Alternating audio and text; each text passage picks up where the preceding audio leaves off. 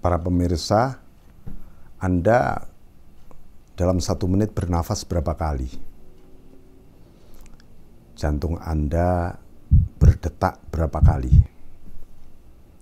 Kemudian mata Anda berkedip berapa kali?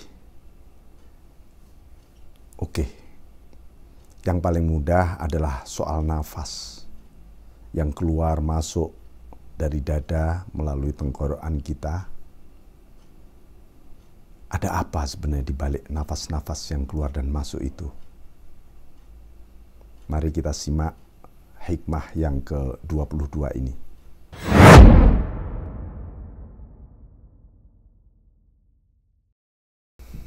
Assalamualaikum warahmatullahi wabarakatuh.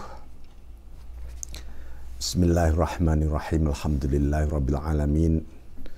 Allahumma shalli ala sayyidina Muhammadin abdika wa nabiyyika wa rasulika nabil ummi wa ala alihi wa sahbihi wa sallim tasliman biqadri azamati dzatika fi kulli waqtin wa hin, amma ba'd. Mari kita memasuki hikmah yang ke-22 dari kitab Al-Hikam ini. Walal muallif rahimahullah ta'ala wa nafa'ana bi'ulumih wa maddana bi barakatih fid darin amin. Ma min nafasin tubdihi illa walahu qadarun fika yumdihi. Bismillahirrahmanirrahim. Ma min nafasin tubdihi, tak satu pun nafas yang muncul, yang keluar dan masuk di dalam diri kita ini, illa walahu qadarun fika yumdihi, kecuali ada takdir Allah yang ada di balik nafas tadi. Jadi nafas ini tidak bergerak sendiri, bahkan dia keluar dan masuk selalu nafas yang baru, tidak ada nafas yang berulang. Kalau manusia menghitung nafas setiap hari dalam 24 jam ini antara 17 sampai 30 ribu, itu artinya ya kita ambil jalan tengah kira-kira 25 ribu. Ya, Anda bisa menghitung setiap, kalau usia manusia rata-rata 1000 tahun, 1000 bulan maksud saya, ini berarti ada 81 tahun. Ada 1.700.000.000 kali lebih orang bernafas dalam seumur hidupnya. Pertanyaannya, apakah keluar masuknya nafas Anda ini bersama Allah apa tidak? Ini baru nafas lahir. Karena itu Ibnu Athaillah menyebut ini nafas, ini adalah satu gerakan paling lembut yang paling bisa dirasa tetapi di dalam diri atau tubuh kita. Nah, kalau detak jantung sulit diterka karena dia harus pakai alat tertentu, maka nafas ini bisa kita rasakan. Belum lagi nafas batin kita yang disebut oleh para sufi dengan al-anfasus sufiyah, nafas-nafas para sufi. Itu bukan lagi nafas yang keluar dan masuk ini, tapi adalah gerak-gerik hati yang di situ bahkan Imam Junaid al-Baghdadi, salah satu Sayyidut Ta'ifah yang disebut pangeran para sufi, beliau kalimat-kalimatnya dikumpulkan oleh para murid-muridnya khusus mengenai nafas ini, nafas jiwa para sufi, yang kemudian diberi judul Al-Anfasus Sufiyah. Ya, jadi nafas para sufi ini apa? Adalah bagaimana seseorang menjaga gerak-gerik batinnya agar sebagaimana disebut oleh Al-Quran, Rabbi adkhilni mudkhala sidq, ya Allah masukkanlah diriku melalui jalan masuk yang benar. Itu artinya kesadaran ilahiyah. Ketika datangnya pengetahuan, kesadaran, kebajikan, ada Allah di situ. Begitu juga ketika terekspresi di dalam kehidupan batin manusia, lalu menjadi amaliyah, tetap bersama Allah di sana. Maka di dalam kitab Al-Anfasus Sufiyah, Imam Junaid Al-Baghdadi mengatakan bahwa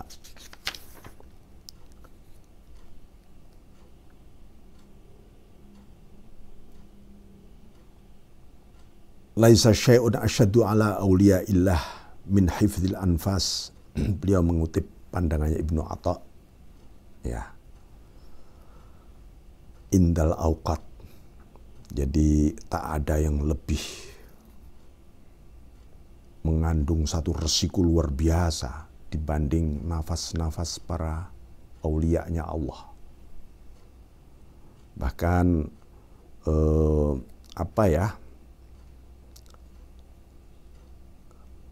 Imam Junaid menambahkan laisa syai'un asyaddu ala auliya illah min hifdzil auqat indal anfas. Tak ada yang lebih sangat urgen dan sangat serius, bahkan mengandung satu bahaya ini kalau tidak nafas-nafas jiwa para aulia ini dijaga, ya, dijaga bersamaan dengan menjaga waktu, ya. Lalu nanti di belakang akan ada penjelasan mengenai hak kita terhadap waktu, ada hak waktu terhadap kita. Ini hubungannya dengan nafas jiwa. Nah, sekarang tentu ini akan penjelasannya sangat panjang mengenai nafas jiwa.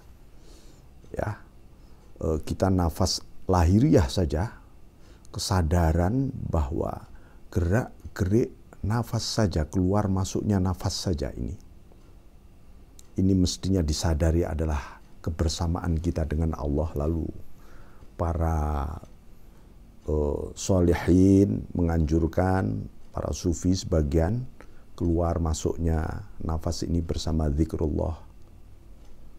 Itu baru yang sifatnya lahiriah, yang sifatnya batiniah.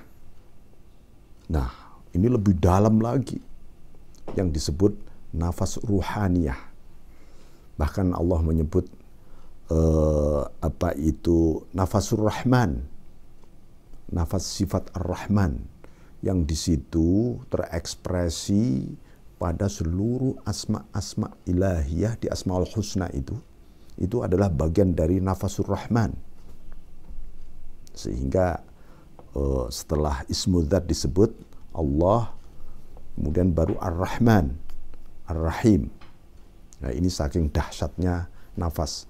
Maka disebutkan oleh Imam Junaid fin nafasir rahmaniyah idza tanaffasa yamutus sirru aidan.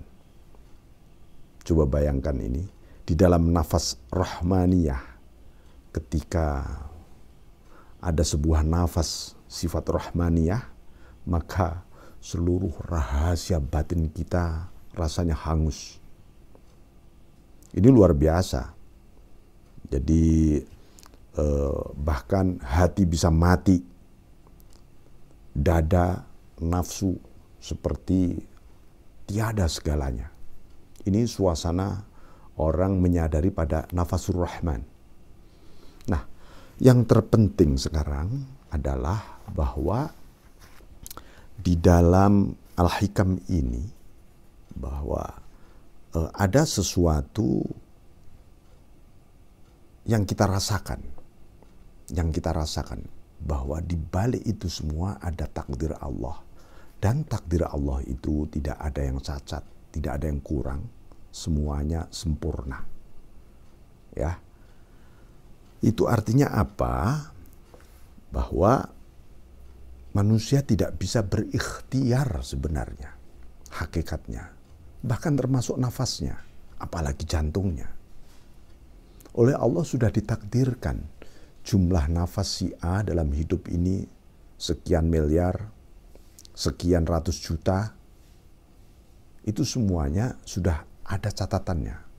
Maka mari, setiap nafas adalah setiap waktu. Haruslah disadari bahwa ada peran Allah terus-menerus, dan itu sesungguhnya sama sekali tidak boleh kita biarkan nafas kita keluar dan masuk sia-sia. Ini nafas Anda akan menjerit. Dia akan mengatakan, Tuhan, aku tersiksa dalam dada si fulan. Tuhan, aku pengap, sesak di dalam dada si fulan. Kenapa?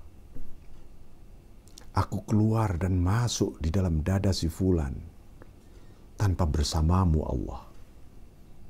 Coba bayangkan. Karena itu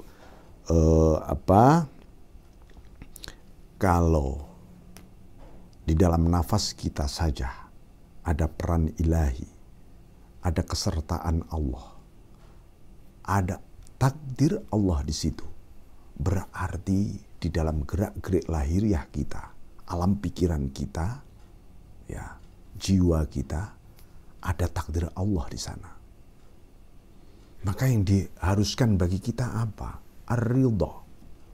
Ridha. Rela. Karena dari ridha inilah sebenarnya seseorang bisa lega nafas jiwanya. Ya. Yang disebut dalam surat Alam Nashrah, ya, Alam Nashrah laka sadrak, bukankah telah kami lapangkan dadamu? Ini karena apa? Karena ada sebuah gerak-gerik nafas yang disadari kebersamaan dengan Allah Subhanahu wa taala, itu adalah kunci kelapangan dada. Kadang-kadang manusia bisa stres, depresi, sempit. Ini karena apa? Serasa tak bernafas jiwanya. Gara-gara apa? Allah tidak dipandang di balik gerak-gerik nafas hatimu. Nah, ini. Karena itu tentu saja banyak istilah-istilah muncul dari nafas ini nanti. Ada namanya al-hadhat, lintasan-lintasan di dalam batin kita. Ada isyarah, ada hawatif, ada bisikan-bisikan suci ilahiyah. Itu bagian dari nafas-nafas rahmaniyah tadi, yang terekspresi, termanifestasi di dalam jiwa para hambanya. Nah, selain ridho apa? At-taslim. Kita harus memiliki sifat berserah diri. Ridho, taslim, tafwid, tawakul, tawakal, ini adalah satu rumpun yang kelak akan terus-menerus menumbuhkan nafas syukur kepada Allah Subhanahu wa taala. Nah, kalau sudah syukur terus-menerus, apa yang terbangun? Anda akan husnudzon kepada Allah dan dada Anda terasa bahagia. Bahagia sekali. Inilah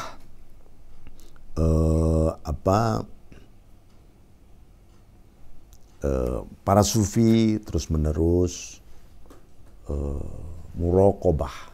Jangan sampai setiap nafas lahirnya, nafas batinnya, dia kehilangan Allah di sana. Karena waktu akan terus berlalu dan tidak akan pernah berulang. Waktu terus baru. Kita memiliki sisa waktu ke depan. Jangan sampai sesuatu yang berhembus di balik keluar masuknya di dalam wilayah batin kita ini, tanpa Anda sadari bahwa ada Allah di balik itu semuanya. Nah, ini pentingnya kita mempelajari makna takdir di balik nafas. Ya. Nah, dari situlah sebenarnya apa yang disebut suasana insyirah, suasana lapang, Allah menyebut di sana wa rafa'na laka dzikrak. Allah mengangkat zikirmu. Tentu saja bahwa salah satu ekspresi daripada nafas-nafas di dalam jiwa kita adalah zikrullah. Zikrullah. Jadi, alam nashrah laka sadrak. Nah, di sana ada wa rafa'na laka dzikrak. Nah, ini menggambarkan apa? Kelapangan dada itu harus dimuati oleh zikrullah. Karena disitulah seseorang mengisi nafas-nafas jiwanya untuk lebih sadar. Menyadari itu lebih penting dari segalanya.